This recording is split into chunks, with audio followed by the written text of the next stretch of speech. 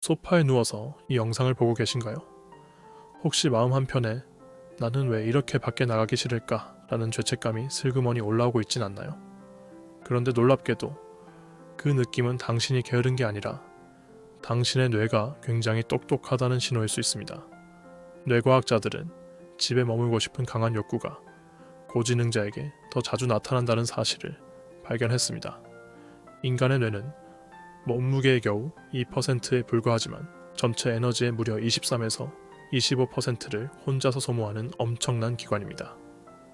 그 말은 즉, 뇌가 활발하게 작동할수록 에너지를 아끼려는 본능도 함께 강해진다는 뜻입니다.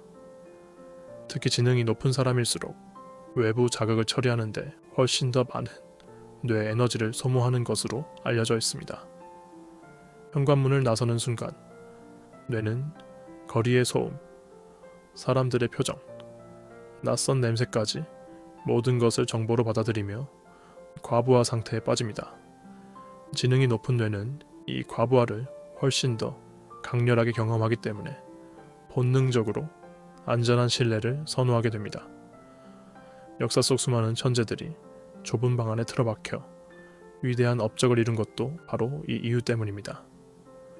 뉴턴은 흑사병이 유행하던 시절 집에 틀어박혀 만유인력의 법칙을 발견했고, 카프카는 좁은 방에서 인류의 문학을 바꿨습니다. 이들의 고립은 도피가 아니라 뇌가 스스로 선택한 최고의 전략이었습니다. 지금 이 말이 완전히 내 얘기처럼 들린다면 당신은 꽤 고도화된 뇌를 가진 사람일 가능성이 큽니다. 이 영상에서는 세계 최신 뇌과학 연구를 바탕으로 왜 집이 당신의 뇌에게 최적의 공간인지를 낱낱이 파헤쳐드리겠습니다. 영상이 끝날 때쯤 여러분은 소파에 누워있는 자신을 더 이상 미워하지 않게 될 겁니다. 여러분, 신경적 엔트로피라는 말을 들어보신 적 있나요? 쉽게 말해, 뇌가 무질서한 정보를 처리하느라 소모하는 에너지 낭비를 뜻합니다. 지능이 높은 뇌는 외부의 아주 작은 자극조차 그냥 흘려보내지 못하고 수만 개의 시냅스를 동원해 분석하려는 특성이 있습니다. 분비는 카페에 앉아있을 때 옆 테이블 대화가 계속 신경 쓰인다면 바로 그게 당신의 뇌가 지나치게 열심히 일하고 있다는 증거입니다. 이렇게 의도치 않게 처리되는 정보들이 쌓이면 뇌는 점점 지쳐가고 정작 중요한 생각을 할 에너지가 고갈됩니다. 반면 집이라는 공간은 뇌에게 예측 가능한 환경을 제공합니다. 어디에 무엇이 있는지, 어떤 소리가 날지 이미 알고 있기 때문에 뇌가 쓸데없이 긴장할 필요가 없습니다. 뇌과학에서는 이를 인지적 항상성이라고 부르며 이 상태일 때 뇌가 가장 효율적으로 작동한다고 합니다. 고지능자가 집을 선호하는 것은 사회성이 부족해서가 아니라 인지 자원을 최대한 아끼려는 뇌의 본능적인 경제 전략입니다. 밖에서 쏟아지는 정보들을 정보 오염이라고 부르는 연구자들도 있는데, 이 오염에서 벗어날수록 더 깊은 사고가 가능해집니다. 실제로 노벨상 수상자들의 일상을 분석한 연구에서 이들 대부분이 철저하게 외부 자극을 통제하는 루틴을 갖고 있었다는 사실이 밝혀지기도 했습니다. 결국 집은 단순한 휴식처가 아니라 수조 개의 시냅스가 가장 안전하게 작동할 수 있는 최적의 작업 공간입니다. 당신이 현관문을 닫는 순간 느끼는 그 안도감, 그것은 뇌가 드디어 불필요한 에너지 소모를 멈추며 내쉬는 안도의 한숨입니다. 통제된 공간에서 뇌는 비로소 자신이 가진 진짜 능력을 발휘하기 시작합니다. 당신이 집을 사랑하는 것은 약점이 아니라 당신의 뇌가 스스로를 지키는 방식입니다. 샤워하다가 갑자기 기가 막힌 아이디어가 떠오른 경험, 다들 한 번쯤 있지 않으신가요? 그 신기한 현상의 정체가 바로 디폴트 모드 네트워크입니다. 디폴트 모드 네트워크는 뇌가 특정 과업에 집중하지 않고 멍하게 쉴 때 오히려 가장 활발하게 켜지는 신경회로입니다. 흥미롭게도 이 회로는 창의적 사고, 자기 성찰, 미래 계획과 직접적으로 연결되어 있습니다. 사람들과 대화하고 외부 자극을 받을 때는 이 회로가 꺼지지만 집의 정적 속에서 혼자 있을 때 비로소 활짝 켜집니다.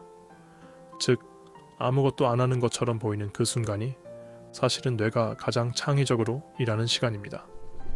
뇌과학자들은 이를 생산적 멍함이라고 부르며 고지능자일수록 이 상태를 더 오래, 더 깊게 경험한다고 합니다. 침대에 누워 천장을 바라보는 순간에도 뇌 안에서는 수백만 번의 시뮬레이션이 돌아가고 있습니다. 과거의 경험을 분석하고 새로운 패턴을 발견하고 아직 오지 않은 미래를 설계하는 일이 모두 그 멍한 시간 안에서 이루어집니다. 이 과정은 외부의 소음과 자극이 없는 진공 상태일 때 가장 효율적으로 작동합니다. 실제로 아인슈타인은 혼자 조용히 상상하는 시간을 가장 중요한 일과로 삼았고 그 시간에 상대성 이론의 핵심 아이디어를 얻었다고 알려져 있습니다.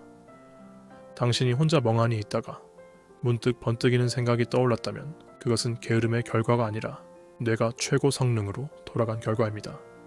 고독한 시간은 뇌의 소프트웨어를 업데이트하고 버그를 수정하는 필수적인 정비 시간입니다. 집에서의 정적은 뇌에게 있어 가장 값비싼 창의성의 원료입니다. 그러니 오늘 아무것도 안 한 것 같은 하루도 사실은 뇌가 놀라운 일을 해낸 하루였을지 모릅니다. 왜 사람들은 뷰가 좋은 카페 구석 자리, 벽을 등진 좌석을 좋아할까요? 이것은 단순한 취향이 아니라 수만 년 전부터 인류의 뇌에 새겨진 본능입니다. 이를 조망과 피신 이론이라고 부릅니다.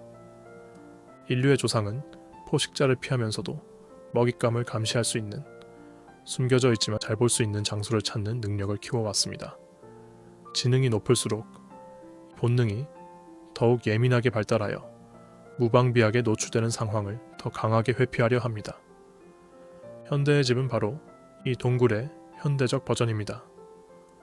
외부의 위협이 없고 내가 모든 것을 통제할 수 있으며 필요할 때만 세상과 연결되는 최적의 안전지대입니다.